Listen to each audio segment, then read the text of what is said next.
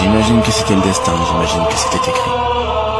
Mais franchement, j'aurais pas parié le moindre billet sur un tel dénouement. C'est tellement un honneur pour moi d'être chez vous, monsieur. Vraiment, vous êtes un modèle pour moi. Je vous remercie infiniment. Vous savez, chaque année, je reçois le meilleur élève de la meilleure école du pays. L'école que vous avez fondée? Oui, et j'ai entendu dire que vous étiez le plus brillant étudiant de ces 20 dernières années. Alors c'est aussi un grand honneur pour moi de vous rencontrer. Je vous remercie. Alors allons-y.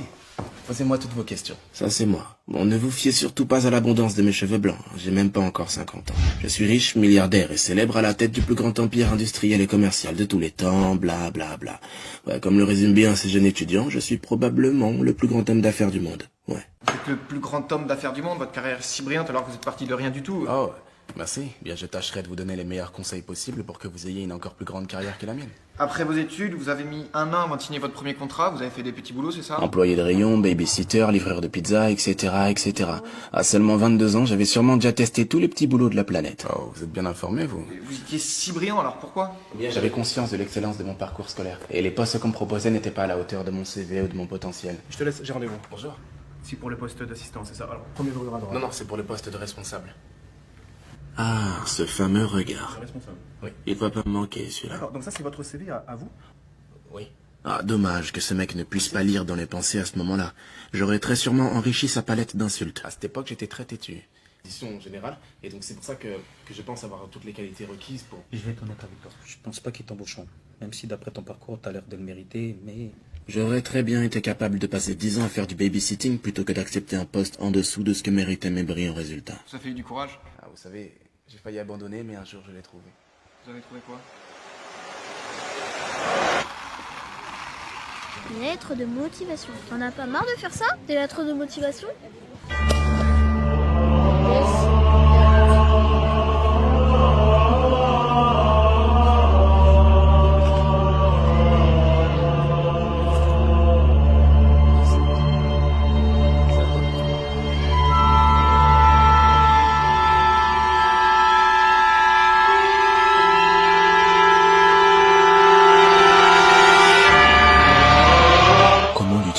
La personne dont le nom et le prénom est écrit dans ce cahier meurt d'une crise cardiaque dans les 40 secondes qui suivent. Si l'on écrit précisément la cause et le déroulement de la mort à la suite du nom, la personne visée décède de la manière ainsi décrite.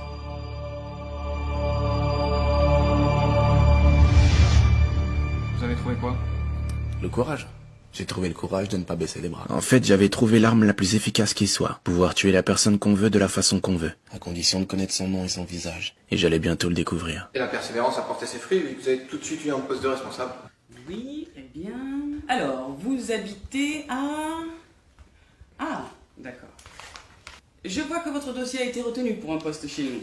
Ah, c'est pas pour le poste qui m'intéresse. Ah, mais si vous voulez un poste plus élevé, c'est pas pour tout de suite, hein. Ah, vous avez lu mon dossier? Écoutez, Mon cursus? monsieur... Mes résultats? Monsieur, nous vous recontacterons. Mais vous devriez être content de ce qu'on vous propose, hein. C'est très bien pour quelqu'un comme...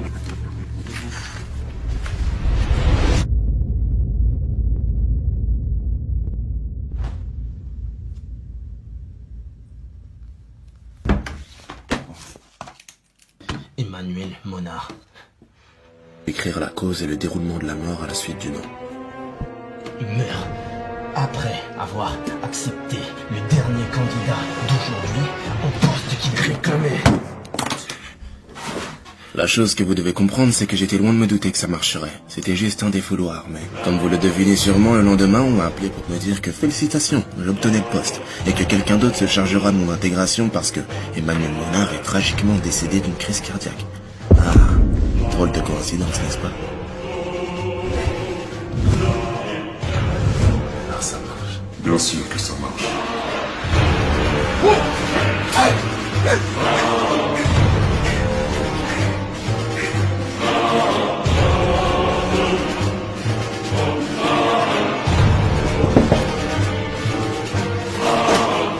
Pourquoi tu cries?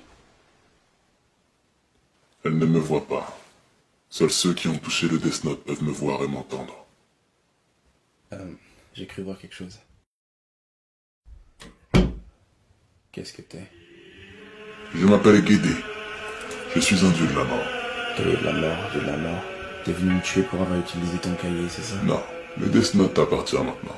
Moi, je te tiendrai compagnie jusqu'à ce que ton heure vienne. Alors il m'appartient, et je peux l'utiliser quelles qu'en soient mes motivations. Tes motivations?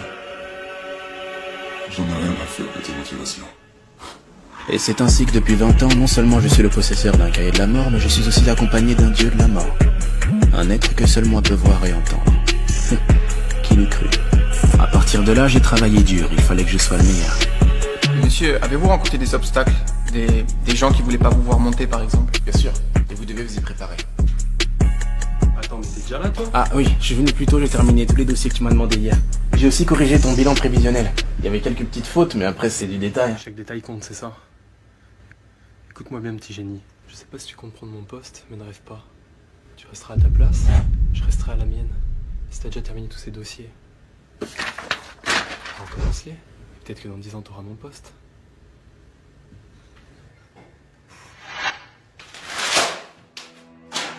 Alors, t'écris son nom? Faire en sorte que les bâtons qu'ils mettront dans vos roues renforcent votre détermination. Et ainsi vous les vaincrez. Non, je ne peux pas tuer mon supérieur direct encore d'une crise cardiaque.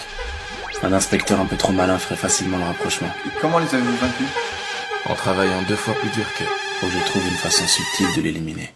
Il s'appelle Vincent Milano, c'est une sorte de compétiteur maniaque imbu de sa personne. Il prend le même bus précisément à la même heure tous les matins à 7h45. Comment est-ce que tu sais ça? Ah, si tu savais tout ce qu'on peut savoir grâce à un compte Snapchat. Il a une certaine passion pour le dessin. D'après son livre d'apprentissage, à chaque page, il a un nouveau dessin à reproduire, un par jour. Et à ce que j'ai vu, entre 7h40 et 7h45, il snappe chaque matin le dessin du jour en attendant le bus. Chaque matin. Une voiture peut facilement heurter cet arrêt de bus accidentellement, tu crois pas? Thomas Sullivan, au volant de sa voiture, pulvérise à 200 km/h l'arrêt de bus rue Petit à 7h43 et meurt sur le coup.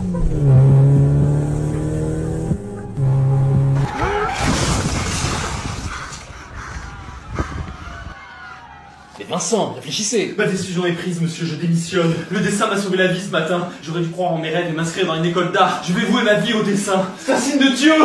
Je dois y aller. Alors il me suffit de changer la page du lendemain et la remplacer par un dessin extrêmement dur, un dessin impossible à terminer en si peu de temps. Mais tel que je le connais, il va s'obstiner à essayer de le faire, ce qui le mettra en retard ce matin-là. Et avec un peu de chance, il échappera de peu à la mort. Vous voyez, le retard a parfois du bon. Il croira que c'est un signe de Dieu. C'est un signe de Dieu. Vous m'avez appelé, monsieur? Que diriez-vous d'une promotion? Votre carrière ne faisait que commencer. Exactement. Et me voilà chaque année en train d'expliquer à des jeunes étudiants qui rêvent d'avoir ma carrière qu'il faut beaucoup de travail, des idées et de la persévérance. J'allais quand même pas leur dire que j'avais aussi un Death Note. Promotion sur promotion, succès sur succès. Plus mon bureau s'agrandissait et moins il me paraissait assez grand. Le conseil que je donne à tous les brillants étudiants comme vous, c'est de toujours avoir de quoi écrire sur soi. Celui dont le nom est écrit dans ce cahier. Et surtout toujours avoir l'heure exacte à portée de main. Meurt d'une crise cardiaque 40 secondes après. Parce qu'on croit tuer le temps alors que c'est le temps qui nous tue. J'ai lu tous vos livres. Le directeur général délégué s'est donné la mort. L'avion du patron s'écrasait à Moscou. Il a succombé à une crise cardiaque. Accident selon les enquêteurs français.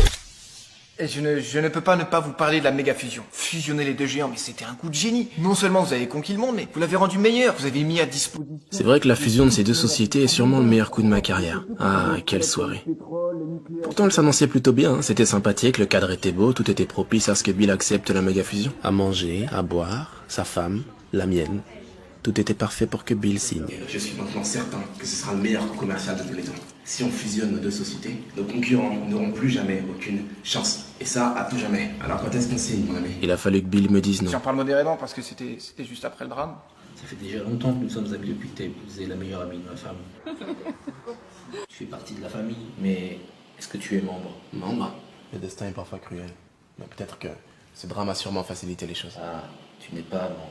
Et quelle importance? Rien n'est plus important que le club. Il faut être parrainé par un membre de sa famille ou plusieurs membres pour y rentrer. Et je ne peux pas faire une affaire si importante avec quelqu'un qui n'est pas membre. Il ne comprendrait pas. Je suis sûr que tu peux comprendre ça, Will. Bill, arrête.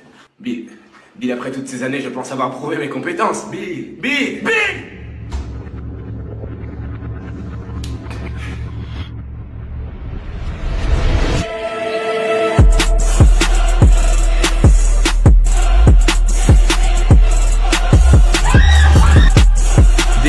À l'arme. Un homme armé a reçu dans un restaurant avant de donner la mort. Daesh revendique l'attentat.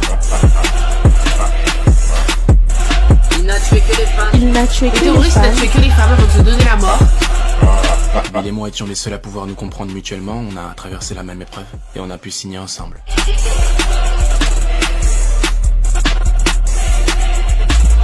Après tout, c'est sûrement ce qu'elles auraient voulu. Ça allait bien pour moi. Une belle carrière, un Death Note, Vous ambitionnez de vous lancer dans la politique, non? un dieu de la mort que seul moi peux voir. Pas vous le dire maintenant.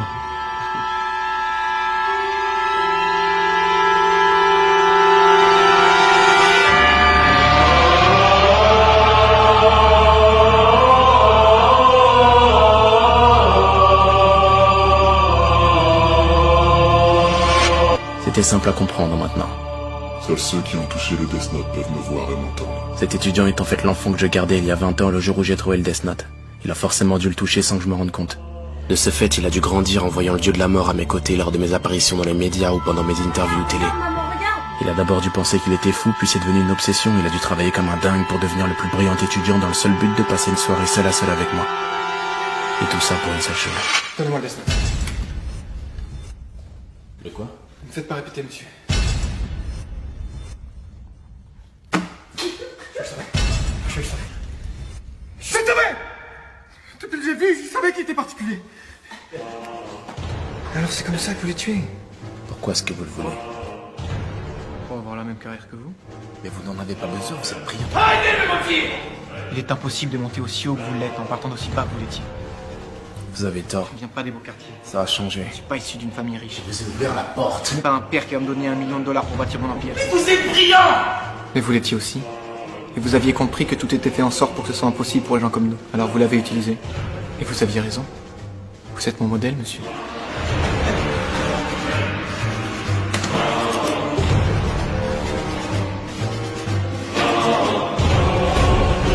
40 secondes. Non! Non! 38 secondes avant la crise cardiaque. Je devais être le seul à savoir, monsieur.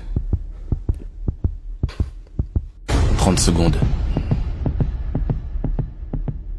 Dis-moi, dieu de la mort. Lorsque j'écris le nom de quelqu'un dans le Death Note, existe-t-il ne serait-ce qu'un moyen pour cette personne d'échapper à la mort? Il existe une règle. Laquelle? Si la personne qui a écrit ton nom dans le Death Note meurt avant les 40 secondes, tu ne meurs pas.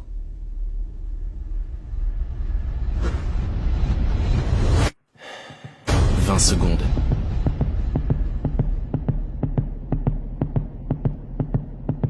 15.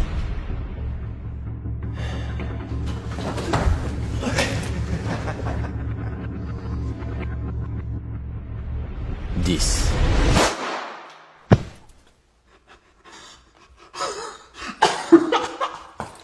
Pourquoi tu rigoles? Pourquoi tu rigoles?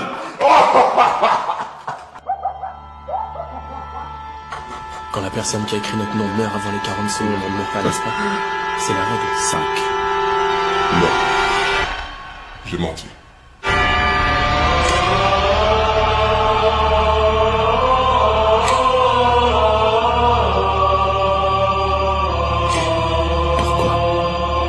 Parce que je m'ennuyais.